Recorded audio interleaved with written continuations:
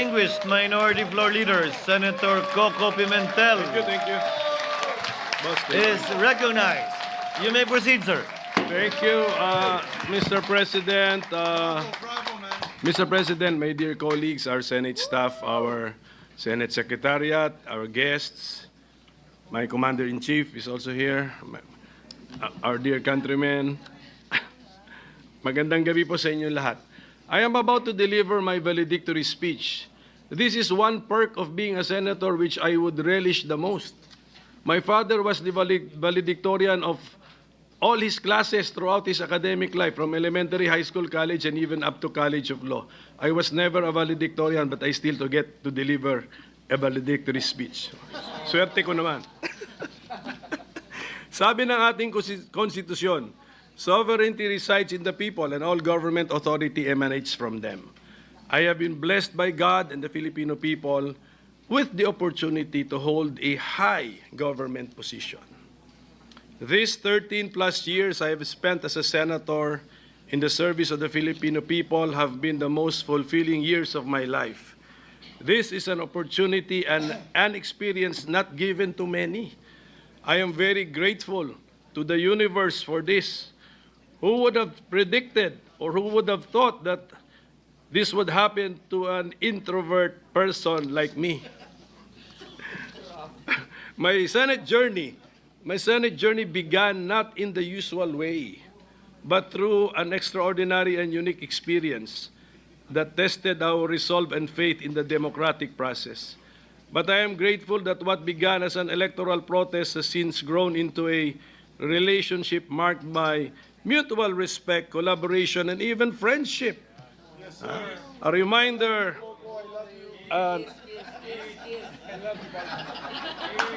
kumpare pa.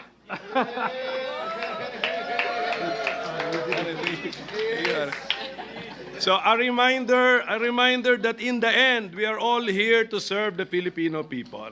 Yes. So let me go back to the decision which allowed me to be part of this chamber, Mr. President. Siguro nalimutan na nila, pero hindi ko po nalilimutan. Yung mga senador who voted to allow me to sit in the Senate in my protest way back in August 11, 2011. Pia Cayetano. So, hindi ko nalilimutan yun, Pia. So thank you very much. Bong, baka nalimutan mo na, but you were part of it. Thank you very much, Bong. And of course, returning Senator Kiko Pangilinan and former Senator Greg Onasan and Sonny Trillanes, and also Lito Lapid was a member of the set. And I just want to make it of record, Mr. President, the justices from the Supreme Court who made possible my stint as a senator, then Senior Associate Justice, the chairman of the set, Antonio Carpio, Associate Justice Teresita Leonardo de Castro, and Associate Justice Arturo Brion. So this chapter in my life, while unconventional, set the tone for the kind of public service I aspired to offer. One rooted in truth and justice, constitutionalism, rule of law, and the unwavering dedication to serve the people's interest. Napansin nga ni Senator Risa Ontiveros, because this is our last day, so I'm about to end my tenure as a senator. Sabi niya, ang bookends ng political life mo, andito si Comelec sa umpisa, andito pa rin si Comelec sa dulo. So, because if you remember, my dear colleagues, last December 11, 2024, you were already congratulating me. Oh, but that was 6 months ago. So 6 months later, hindi pa rin tapos ang issue na yon. So I hope nagdilang anghel kayo nung 6 months ago, Mr. President. In 2016, this chamber entrusted me with the honor of being Senate President, a role previously held by my father, Senate President Nene Pimentel. Can I reveal, Ma'am? Ma'am Lauren, can I reveal that ikaw may kasalanan nito? Yes, opo.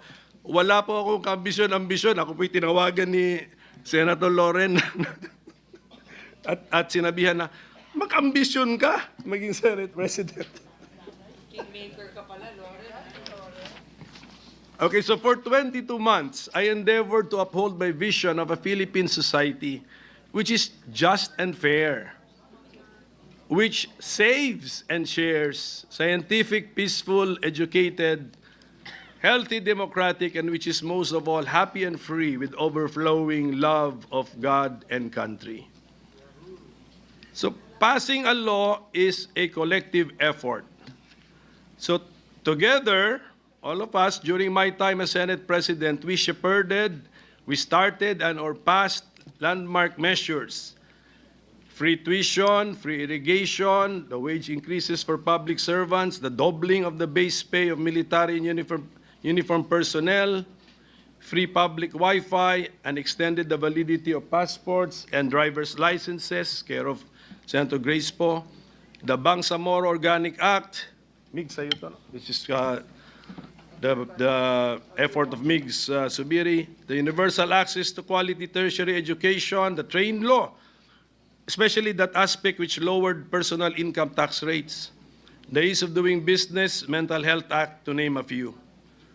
I would also like to thank all of you for helping me pass and or for designating me to be the sponsor or co-sponsor of many other laws involving creation of courts, the NBI Modernization Act, the Estate Tax Amnesty Law, the Retail Trade Liberalization Amendments, the creation of the Department of Migrant Workers, sa'yo to, Joel, the Creative Industries Development Act and the Centenarians Act, both laws with the help of IME, the Government Procurement Reform Act, the Archipelagic Sea Lanes Act with the help of TOL, among others.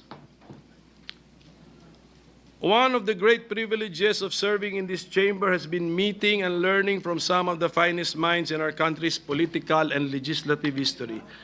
I am grateful to have learned from their wisdom and, of course, from your wisdom, my dear colleagues, and your wit and your statesmanship.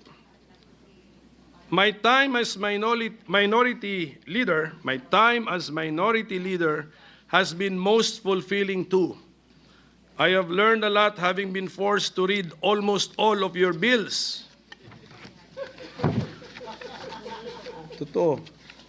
Pero hindi kaya. Kaya I said almost all. So I thank my compatriot in the minority of two, Senator Risa Ontiveros, for electing me as the minority leader. Ganun kasimple yung aming eleksyon, actually, Mr. President. So, iwan ko na lang po sa inyo bilang pakiusap ko ang mga panukalang batas na na-file ko na sumasalamin sa aking mga personal na advokasya. Kabilang dito ang pagtatag ng ospital para sa mga senior citizens. Saan si Senator Bongo? Sana pansinin naman niya ito.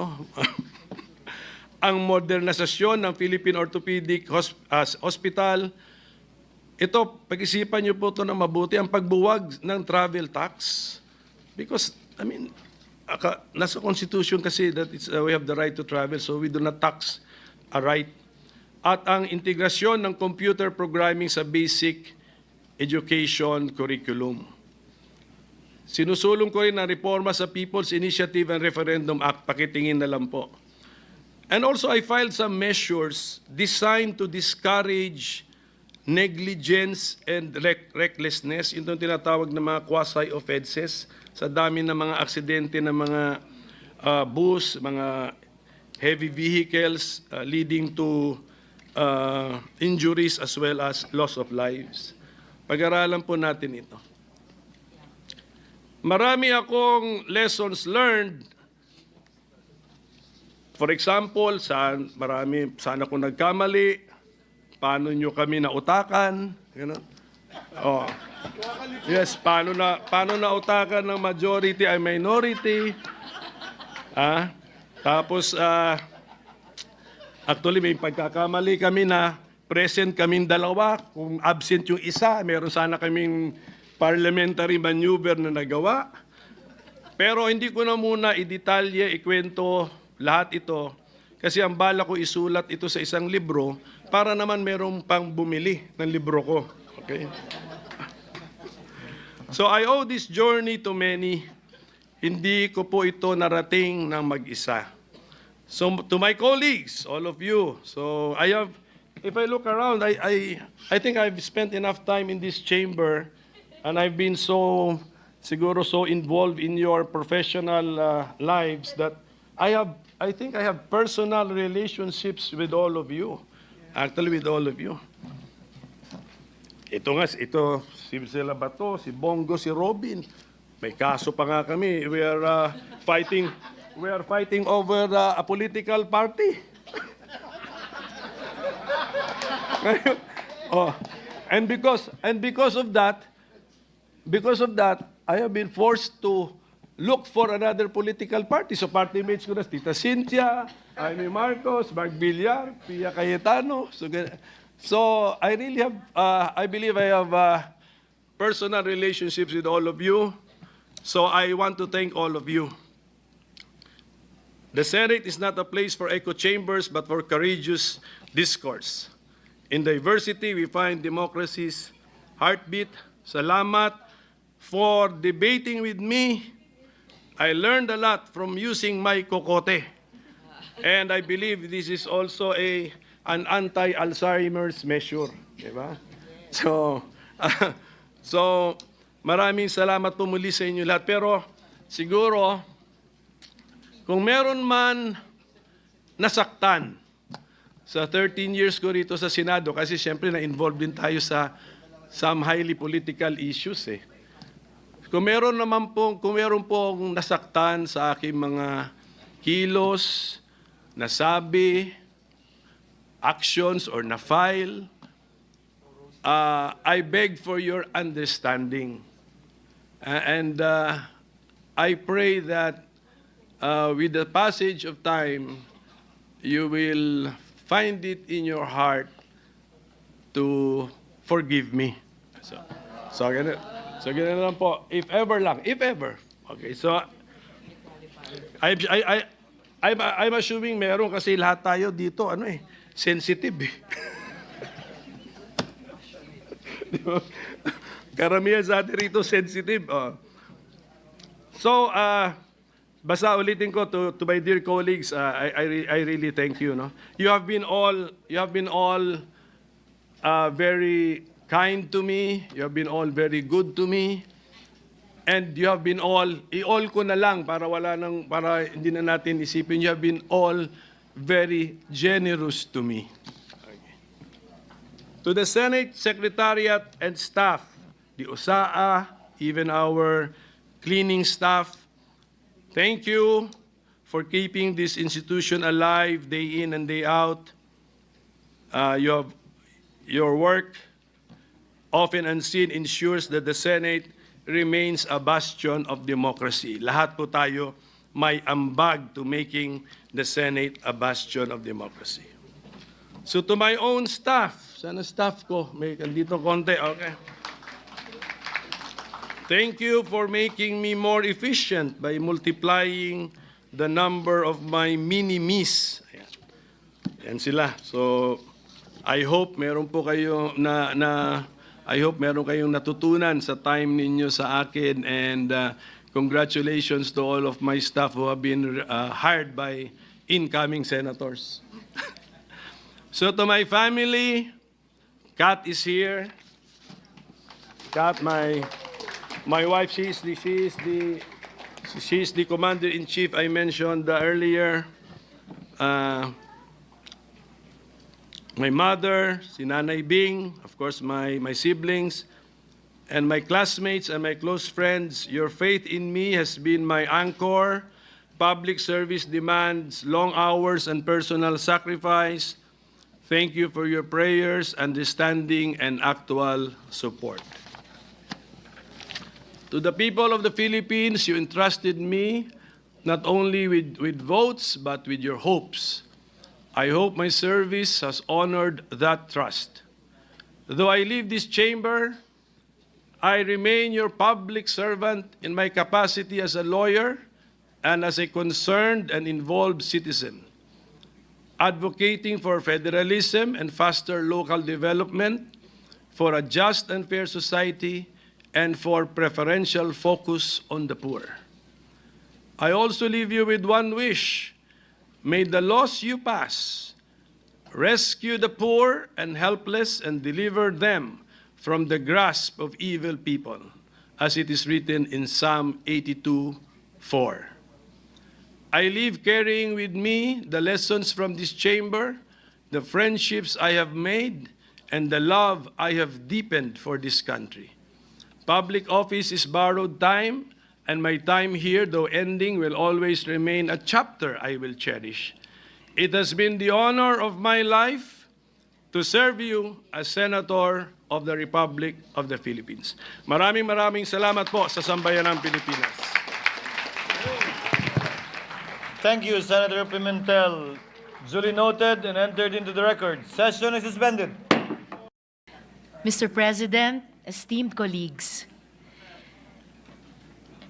together with Senator Cynthia, Senator Grace, Senator Bong Revilla, Senator Nancy, Majority Leader Francis, today I rise with a grateful heart to honor a longtime friend, a colleague, and a principled leader, Senator Aquilino Koko Pimentel III, who at the end of this Congress concludes his term as Minority Leader. It has been one of the deepest honors of my life so far to serve in the Senate minority alongside Senator Koko. Together, we held the line during some of the most critical moments in our legislative history. And through it all, he led with calm resolve, brilliant legal acumen, and unwavering fidelity to the Constitution. Senator Koko brought incisiveness and distinction to the role of fiscalizer. He asked the hard questions when others chose silence, whether scrutinizing the national budget with precision or boldly raising constitutional doubts on the passage of the Maharlika Investment Fund. He reminded us that loyalty to the people and to the law must always trump political expediency. And just last night, we bore witness to another defining moment of this Senate and of Senator Koko's steadfast leadership when this chamber finally acted on the impeachment complaint against the Vice President. It was Senator Koko who stood firm in reminding the Senate of its constitutional duty. While the minority and other colleagues did not succeed in preventing the remanding to the House of the impeachment complaint, let the record show that when history knocked on the door of the Senate, he did not flinch. He answered it with courage and clarity. In all these, I see the enduring legacy of his father, the late Senate President Aquilino Nene Pimentel Jr., a patriot who, in 2001, chose to resign rather than be complicit in the refusal to open a piece of evidence in another impeachment trial. Senator Koko has carried that torch of integrity forward, fearlessly, faithfully, and humbly. To you, Senator Koko, salamat kaayo. Thank you for being a voice of principle in the noise. Thank you for being a patient but firm partner and leader in the minority. Thank you for reminding us that the strength of our democracy lies not in numbers, as said by one of our colleagues who spoke earlier, but in ethical clarity. The Senate just won't be the same without you. But I have no doubt that wherever your road next leads, you will continue to be a servant of the people and a steward of our democracy. Mabuhay ka, Senator Koko. Padayon at maraming salamat. Salamat, Mr. President. Noted and entered into the records. Thank you, Senator Ontiveros. Majority Floor Leader.